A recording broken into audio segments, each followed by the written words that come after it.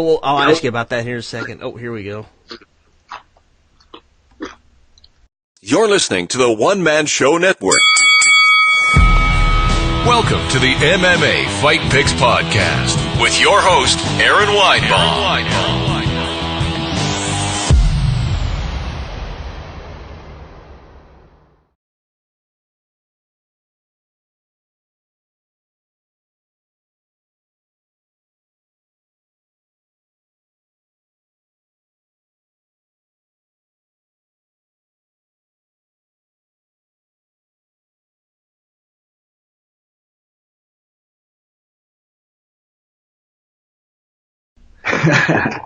How you doing? Yes, I will. And I appreciate you coming on short notice. We have some interesting thing happening. This is for UFC 233, man. What's going on? Melee today. You're frozen. Oh, I'm frozen. I can hear you fine. You're frozen. There you go. Okay, sweet. So total melee today. Conor comes, breaks up the party. How's that work out, man? I mean, did you witness any of this today? No, I was home. I was at the gym. Actually, this happened while I was kind of asleep. So, I was home in between training sessions, and I saw the chaos, and I was like, dude, what is going on? Took a nap, woke up, and I heard it got even worse. Then I saw the article about Chiasa's eye, Ray Borg's eye with the glass. And it just sucks, man. It's when you're a megastar like that, man, I understand the street code and, you press my boy and we catch you slipping and then I catch you slipping, I'm going to press you back. But when you're a megastar like that, man, cameras are constantly on you and there really is no room for error, man. So I'm going to say it's pretty unprofessional, I think, to say the least. I think everybody can kind of agree with that. But there's a right time and place for everything. And I think Conor handled that the wrong way for sure. Oh my God, it was crazy. So, I just kind of caught the tail end of this thing. Like he threw something through a bus. He injured lots of fighters, glass everywhere. And then you got these guys. Not everyone has Conor money, obviously. And now there's some guys who can't fight. And there's 3 fights off the card that I know of. Yeah. Crazy. I wish I had FU money where I could do that. But, God damn. Just be an absolute loose cannon and not really fear the repercussions about anything. I think if he did do some jail time, I'm not saying, I don't know, whatever, but if he did do some jail time, I think that behavior might clear up really real quick. Well, I was prepared to pick 4 fights tonight. We're gonna whittle it down to 3 because I had time really to research the other ones. But Chiesa, that's a tough break. I know he was really wanting to get that fight in, and that would have been a great one against Anthony Pettis. That was one of the ones I was looking forward to. But we are going to save the best fight for last because you have a real interest here in Paul Felder. No, I'm just kidding. Raging out. So we'll save that one for last for sure. But this is crazy. The whole thing is crazy. It was originally going to be Tony Ferguson versus Khabib Nurmagomedov, and going for the lightweight title. Then a freak accident caused Tony to withdraw. Now we have the current 145 champ challenging instead. Conor's going to be stripped of the title. He might be stripped of his freedom. I doubt it, but we'll see. And then Tony Ferguson's going to be stripped of the interim title. So I guess this is for the one and only undisputed lightweight title. Yeah, this whole thing is a clusterfuck, man. I don't know what the hell's going on. Damn. But I think it's a great matchup stylistically for Holloway. I don't know if people are too familiar with MMA and how MMA takedowns work, and in particular how Khabib likes to set up his takedowns, which is against the cage where he can pressure you, cut you off, and then he can continue to his proceed in mauling you. Yeah. Holloway has great lateral movement. And a moving target is so much harder to take down than someone who's stationary, stuck against the cage, or frozen where they're just covering up. Yeah. And that shot entry is a lot more available. So it's a very intriguing matchup. The thing is, this fight can go 2 ways. Max could do very well defending the takedowns early in the first and second round, get Khabib to tire out, land some good shots, work the body a bit, in and out movement, have Khabib chasing him, or Khabib could get him, and then that makes the fight really interesting, because even if he does get him down the third and fourth and fifth round, if he slows down a bit, that fight might change up where Max is getting up after the takedowns and not being held down and getting ridden out and pounded on. But if he gets him down early in the first round, then I think we're going to know the story of the fight real early. Yeah. Because once he gets you down early and you're fresh, that's where he does the most damage. So it's a really interesting matchup. I think he does actually have a shot of winning this. Footwork is huge. You can't hit a moving target, and to shoot into a moving target, it leaves you open for a lot of attacks. Yeah, this fight for me, it comes down to one thing, and that's I like to call it fistance. Can Max keep him at bay with his punches and his kicks? You know, if he can do that, he's got a real shot, because, you know, Khabib, it's like kind of like Ben Askren. He gets kind of rocked a little bit when he's on his feet and he looks kind of sloppy, and then all of a sudden he gets hands on you and it's all over. So, man. Yeah, he looks like a god. Yeah. I don't know, man. I want to pick Holloway. I'm rooting for Holloway. I don't really have anything against Khabib. The guy's just a monster, but he fights kind of infrequently. He's had some weight issues in the past. And Max is not a little guy coming into this, but Not at all. But I gotta say, I mean, my instinct is probably Khabib. But Max has that shot, you know, because I've seen Khabib look silly before, like, you know, just for a moment, and then he gets hands on you. Yeah, like the Johnson fight has shown that. Yeah. Even the early goings of the which fight was it? The Barbosa fight. Yeah. You know, when Barbosa was boxing and circling, using his footwork, he was having some success. Once he started ripping those kicks and he's on one foot, now he's planted. There's no circle or lateral movement when you're on one foot. So to utilize the kicks, not a smart idea. To use the punches where you can still keep moving in space, the best game plan you can have against a guy who's so dangerous on the ground. I think that's his best shot. My pick for this fight, it's hard to bet against Khabib, yeah, especially that he's had a full camp. But I like the underdog. I'm going with the underdog. Going with the underdog, man. Ugh, I got to go with Khabib. But you know, you want to bet some money, and you bet a little bit on Max, and if he wins, that's fantastic. Yeah, that's a good fight to bet on. Then I can make some poker money. Poker money, absolutely, man. Now, man, this is another tough one too. Rose Namajunas against Joanna Jedrzejczyk. Oh, man. Joanna, former champion, takes on Thug Rose in an attempt to reclaim the women's strawweight title she lost in November and lost in a violent fashion. Joanna says she has a bad weight cut, fired her former nutritionist, and promises to be ready to go, man. What do you think on this one? You know what?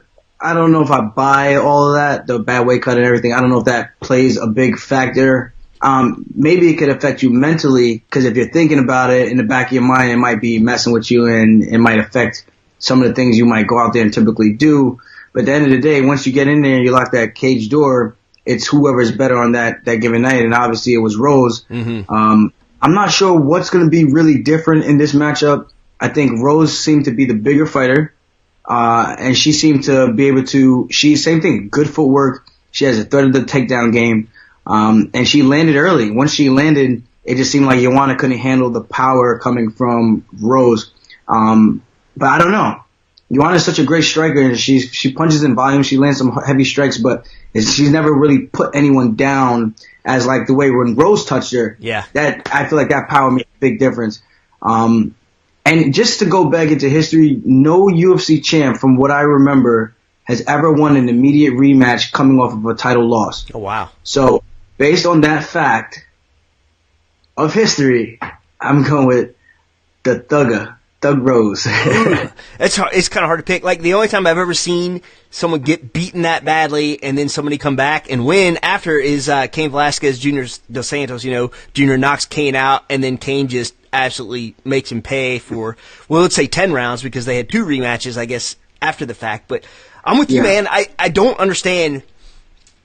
I mean, Joanna is mean, but man, the way Rose made her look, I mean, it's one of those things where I thought Joanna was unstoppable going into that fight. Huh? Yeah. You want a champion. Joanna, former champion now, man.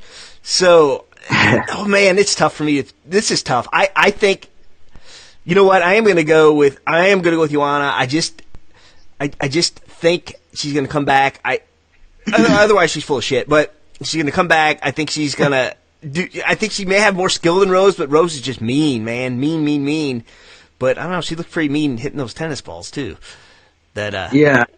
I think the power is going to make the difference in the size. Yeah. You know, they say Joanna is big, but I don't know if she's that big for the weight class. No. Not how much weight she's actually pulling, but I think the power in that fight made the bigger difference. Even though she landed a clean shot on the right timing, the right spot, I do think the technique and the power played a difference. You know, she floored her twice, you know? So I think, I don't know what really changes. It's not like, it kind of reminds me of the TJ Burrell fight, the first one. Yeah. You know, that one punch dropped him and sent him to the canvas, and he wasn't able to finish, but he damn near pretty much got him out of there. And, you know, it's hard to recover after that. It's kind of like that same thing, the big lion, which was Joanna, the big underdog, and you feed the sheep to the wolf, and the sheep came out and surprised everybody. Yeah. So I don't know. That's a very interesting matchup. But if I had to bet money on him, I think Rose has more tools to win, where Joanna is more of a volume striker. Okay. And she doesn't really have the power to put people away. At least she hasn't shown it in any of the previous fights. So she usually just piss pounds you for 15 or 25 minutes. Yeah. But Rose has fight-ending power and fight-ending submission attacks as well. Yeah, and I tell you, you're right. Joanna's not very powerful, but she, you know, Jessica Andrade, who is powerful, she just chipped away at her. So we'll see what happens, man. We'll see what happens. Okay. Now, next fight, you may know a man named Reginald Iaquinta versus the Irish Dragon. You know, Felder's a big lightweight, but no bigger than Jorge Masvidal was when Al beat him by decision and delivered the famous boomy "fuck you" speech, which I loved. And Felder's won 3 in a row, but not exactly top 10 guys. Al has won 5 in a row against who I think is better competition, but hasn't been as active due to injury. Now, obviously, you have a strong opinion on this fight. What are you thinking? Well, if I got to go by the facts, I think Al, especially what I know being on the inside, I know Al's training has been going really great compared to the Diego fight, where the training was very, very minimum, if you can even call that training. Wow. At all. MMA training, I should say. Yeah. But now he's back. He's been sparring. He's been doing jiu-jitsu again, and he feels good, you know. I think he's a very high IQ fighter. He's smart. He knows when to pull the trigger, and he has that killer instinct. I think Felder is tough, and he's dangerous in terms of those knees, those stepping elbows, and he rips hard kicks, leg kicks, body kicks, and he throws pretty much everything into it. I think he struggled with guys with really good footwork and very good hand speed. And I think that's what Al brings to the table, and especially if he mixes up his wrestling, I think Felder is going to be in for a long 15 minutes or less. Yeah, man. Look, I don't know Al as well as you. I just pretend like I am Al sometimes, but he seems real confident, real chill going into this fight. He's really lighthearted, you know. I'm not biased here. I think Al's going to take him down, and he's going to make him say escrow for sure. He's all about those spinning heels and making deals. You can bet your house on him, and he's going to help you find a better one. I think, look, we're talking about the sweetheart of Long Island and real estate's most dangerous man. I think Al gets it done round 1 by foreclosure. That's a great prediction. You know, you take into account Al's knee injuries in the past. I think Felder's gonna have a very hard time trying to even gauge it. I feel good, you know. I was actually trying to jump in for the Alex Caceres fight for Saturday, but the commission wasn't having it, which sucks. But I was gonna look forward to fighting that fight this Saturday at the Barclays, and then the Brett Johns fight in 2 weeks following at the at Ball Hall. Yeah, but I'm fighting Brett Johns. He's ranked 14th. I'm ranked 8th. Tough dude from Wales. Very basic with his stand-up, and I'm not really sure what he does on the ground besides that one calf slice he caught, which I really think was just as fluky as it gets. Especially, and I only say that because the guy he fought, Joe Soto, is a very high-level leg specialist. Yeah. And I think he caught Joe just kind of relaxing and kind of not respecting the position that he was in. So I'm not sleeping on him. I left no stones unturned. I think if I go in there, fight the way I've always fought, smart, use my footwork, use my speed, my power advantage, and my size advantage with my wrestling, I think it should be a good night for me. All right, man. Well, I'm looking forward to it. I super appreciate you coming on short notice. You will be in Al's corner on Saturday, right? You hear me? Uh-oh. Yes, sir. I'll be there. I'll be in the building. Awesome. Awesome. Well, thanks again, man. I hope we get to talk again soon. And, thanks for all the love on Twitter. Yeah, no doubt. All right, brother. Take care. Thank you. Awesome. Aljamain Sterling. We had a few issues with that stream there. I think I'm still on the Periscope. But I'm going to go ahead and end this for now. So, UFC 233 taking place in Brooklyn Saturday night, April 7th. Until next time, this is Aaron Weinbaum. Shalom. Remember to support the podcast by visiting the affiliate links on AaronSaysWhat.com. Are you looking for a permanent home for your podcast? Well, Spreaker can do it all. Spreaker will give you your own RSS feed that you can submit to other platforms, including iTunes. Spreaker's mobile app will let you record from your smartphone, or you can use their web-based console with everything you need to record. Their podcasting plans include being able to host multiple shows at no extra charge. Got a YouTube channel? Spreaker's got you covered. You can effortlessly upload your podcast audio to your channel. You can even move your current podcast to Spreaker without losing any of your iTunes subscribers. Try any plan 30 days for free using promo code ASW.